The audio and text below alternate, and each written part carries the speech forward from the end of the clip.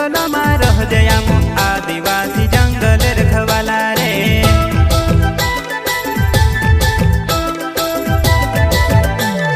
चल जंगल जमीन काजे पूजे रे आदिवासी दुनिया ने रखवाला रे। बाप देव खतरी काज पूजे रे आदिवासी सबसे निराला रे।